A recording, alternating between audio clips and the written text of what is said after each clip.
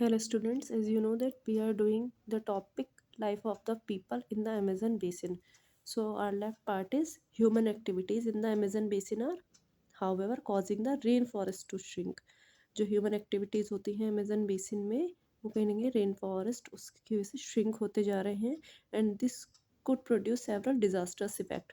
और ये जो रेन फॉरेस्ट ख़त्म होते जा रहे हैं थोड़ा थोड़ा ह्यूमन एक्टिविटीज़ के रीज़न की वजह से वो बहुत डिजास्टर्स इफेक्ट्स लेकर आ सकते हैं because you know that forests are very important part of our life. The forest, as you know, support a huge variety of life. Forest बहुत ह्यूज वैरायटी ऑफ लाइफ को सपोर्ट करते हैं। Forest से हमें बहुत कुछ मिलता है। So the clearing of the forest could cause the extinction of various types of plants and animals unique to these forest.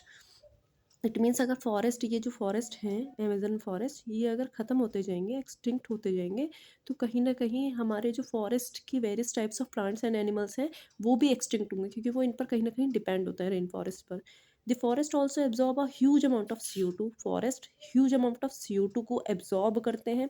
Obvious है, आप फोटोसिंथेसिस प्रोसेस में रीड किया है दैट प्लांट CO2 देते हैं एटमॉस्फेयर में से एंड हमें ऑक्सीजन प्रोवाइड कराते हैं। सो अगर ये प्लांट्स जो हैं ये जो ट्रीज़ हैं वो कार्बन डाइऑक्साइड जो हमारे एटमॉस्फेयर में कार्बन डाइऑक्साइड है उसको एब्जॉर्ब करते हैं and they provide us fresh oxygen. So if these forest are destroyed, अगर ये फॉरेस्ट डिस्ट्रॉय हो जाएंगे तो level of the carbon dioxide in the atmosphere will increase. धीरे धीरे कार्बन डाइऑक्साइड का जो लेवल है वो बढ़ता चला जाएगा and greenhouse effect produced as a result could well effect the climate of the whole world. और ग्रीन हाउस इफेक्ट बढ़ेगा जिसकी वजह से ग्लोबल वार्मिंग बढ़ेगी and the destruction of the forest will also reduce transpiration from the Amazon basin.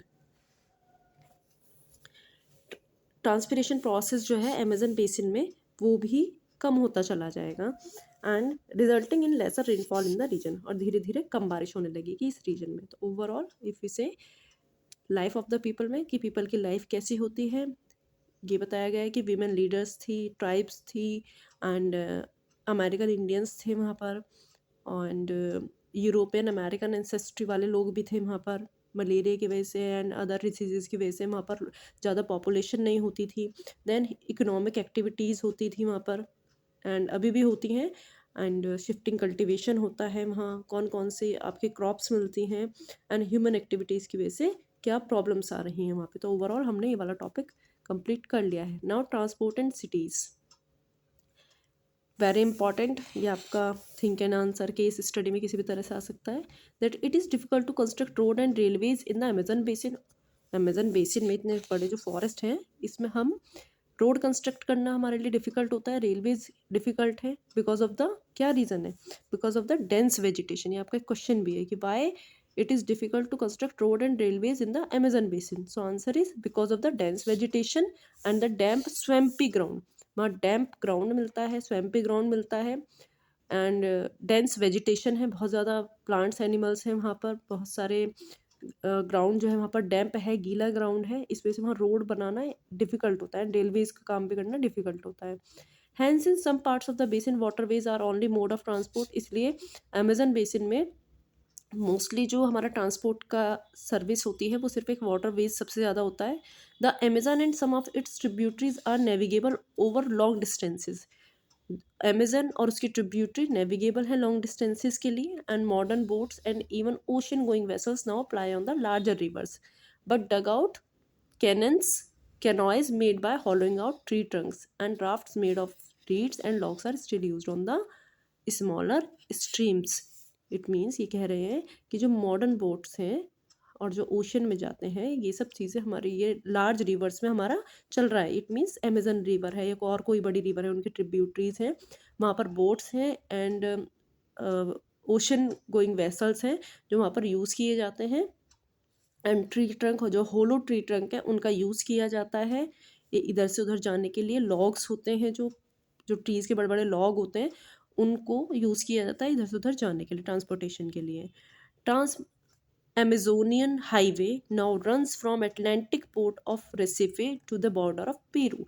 एक highway बना दिया गया है अब, ट्रांस अमेजोनियन नेम है उनका हाईवे का उसका एंड वो अटलांटिक पोर्ट ऑफ रेसिफे से पेरू के बॉर्डर तक जाता है। Then linking many of the important cities of the basin. और ये क्या लिंक करता है, अमेजन बेसिन की बहुत सारी सिटीज़ जो है वहाँ पर उन सिटीज़ को लिंक करता है। Trans Amazonian highway and a rail line connects the mineral rich Carajas region to the Atlantic coast. अब वहाँ पर एक रेल लाइन भी बनाई जा चुकी है जो मिनरल रिच कराजाज जो प्लेस है, एरिया है, वहाँ से अटलांटिक कोस्ट को कनेक्ट करता है।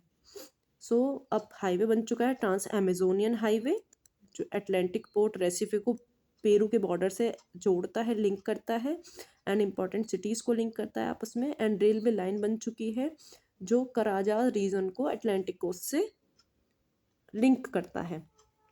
Oil pipelines now run from oil fields of Colombia. जो ऑयल पाइपलाइंस हैं वो कोलंबिया के ऑयल फील्ड से लेकर and Ecuador to exporting ports on the Pacific coast, Colombia और इक्वाडोर से आती हैं। And many of the cities are also link by air services. And Amazon basin में बहुत सारी सिटीज़ एयर सर्विसेज से भी कनेक्ट हो चुकी हैं। Now last, बेलेम is a port in northern Brazil. ये इंपॉर्टेंट है कि नदर्न ब्राज़ील में कौन सा पोर्ट है, बेलेम पोर्ट है। Manaus port on the river Negro, ये जो नेग्रो रिवर पे कौन सा पोर्ट है, मेनोज रिवर पोर्ट है।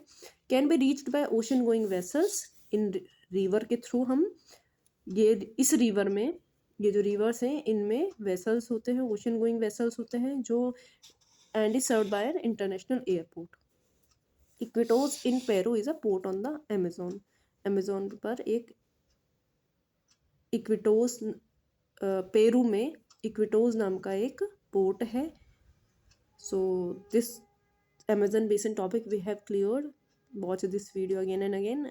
और आपको कोई प्रॉब्लम है then you may ask to in the next online session. Thank you everyone.